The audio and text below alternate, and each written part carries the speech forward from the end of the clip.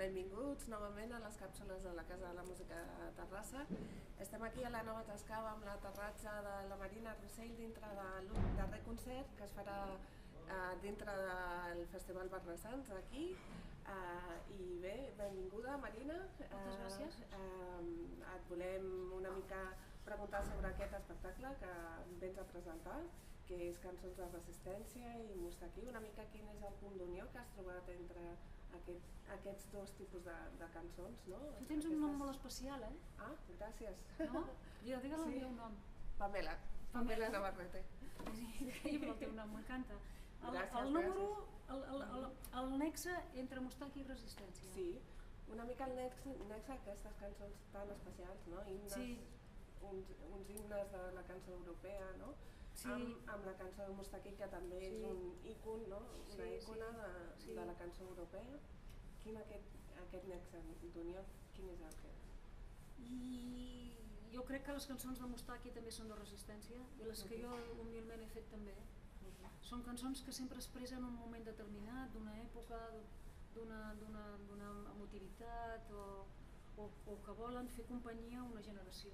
Són cançons que han fet companyia a una generació, tant els de la resistència com Mustaquí, com jo mateixa, ara ja amb una perspectiva del temps, doncs han fet companyia. Són cançons que fan companyia, i el que més m'agrada a mi és, i el que em planteja quan surto a un escenari és...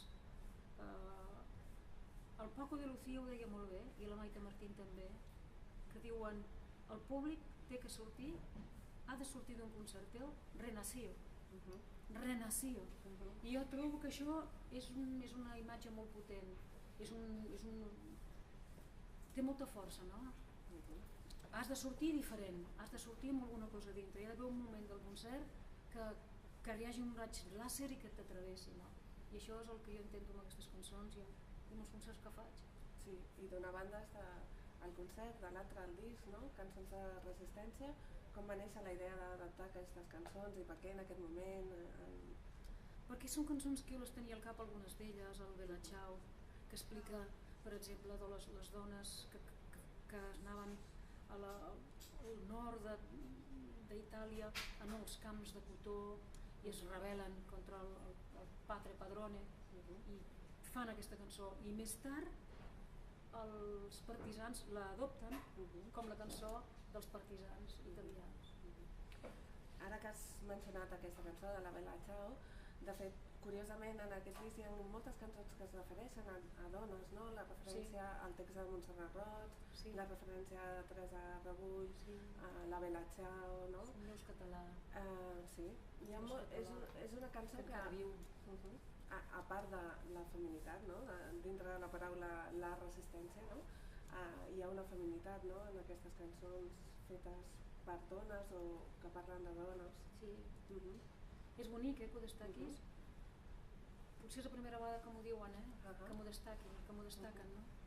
Perquè no sé si és ben bé deliberat, però vaig voler que les dones ocupessin d'una manera subtil un espai en la resistència, perquè la vida real ha estat així, no? I per això cito aquestes escriptores amb aquesta conversa que tinc amb el Forcano, etc. Bueno, són cançons que ha sigut molt bonic buscar les històries de cada cançó. Lili Marlene, per exemple, que és una cançó que... Lili Marlene és l'altre exemple, no? Sí, de dona també, exacte. Emblemàtica. Sí. Doncs aquesta és una cançó que va unir els dos bàndols, no? I va crear un moment de pau, aquesta cançó. Quan sonava aquesta cançó deixaven de matar-se i lligaven un cigarret, feien un cigarret, l'escoltaven i després seguien matant-se. Però Bàrbara és una cançó que d'alguna manera crea un moment de pau. Això només ha passat amb aquesta cançó, de Lili Marlene, i després una cançó de Nadal, que és una cançó de Nadal meravellosa, de nit de Nadal, nit de pau, que és una cançó universal i que va ajuntar els aliats amb els francesos, amb els dos bàndols els ajuntava i es pacificava. I que una cançó tingui aquesta importància, jo trobo que és brutal. Això et volia dir, quin paper té per tu la música dintre dels processos socials, dels processos polítics? Quina importància? La que la gent vol que tinguin, perquè quan fas una cançó, quan la cantes, quan la interpretes, quan la reculls, quan la retornes, quan la reversiones, tu ho fas perquè tu t'agrada, perquè sents que ho has de fer, perquè hi ha un input que t'ho diu, però després és el públic el que les fa seves o no, les que les acull o no, les que venen a veure o no, les que l'escolten o no. Sempre és la gent és la més important per nosaltres. I per vosaltres també, els lectors, no? Sí, sí. Els lectors. I els que escoltem també. I els que escolten, clar. I després l'altra part del concert també et volia preguntar als dos Mustaquís, amic teu, sí. Com ha estat versionar a un amic, no? Quin punt de vista prevaleix, no? El de l'admiradora o la de l'amiga, no?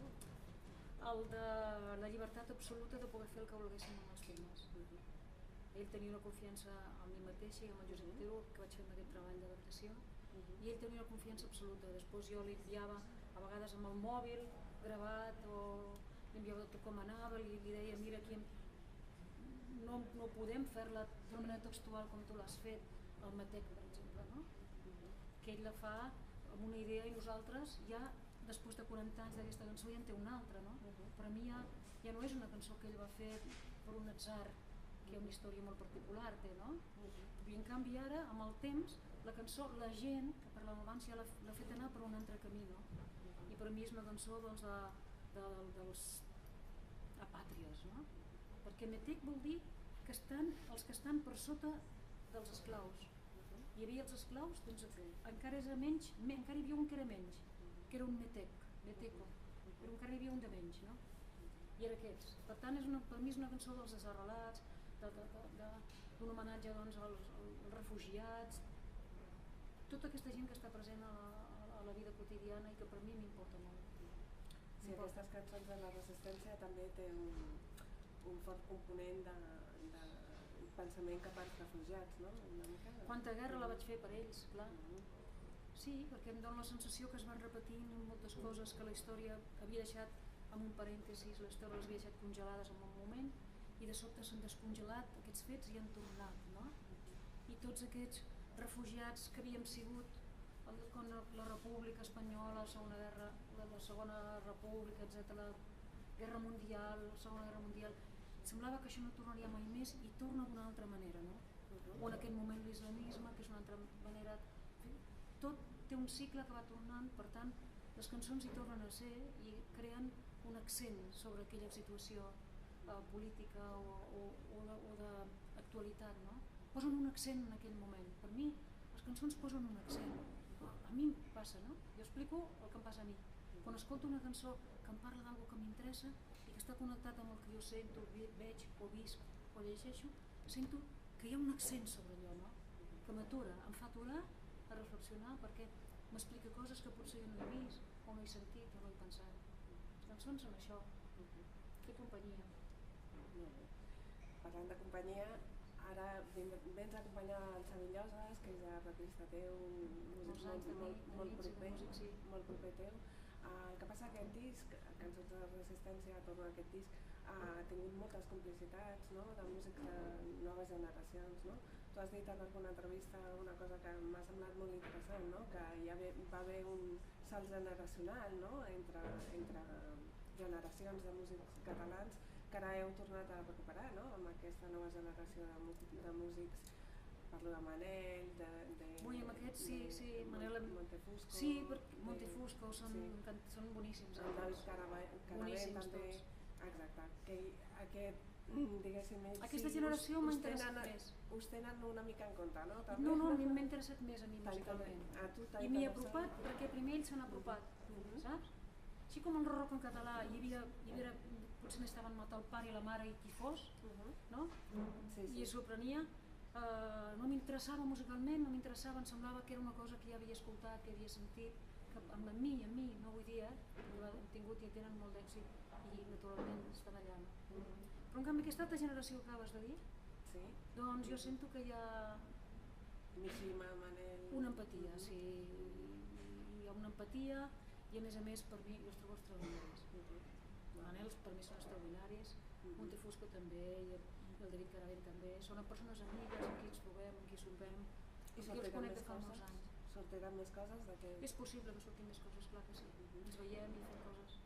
Llavors, després d'aquests concerts del Barnassans, que jo suposo tu ets una persona que ha col·laborat durant molts anys amb aquest festival, què et sembla que el festival surti de la capital i després d'aquests concerts, què és el que faràs?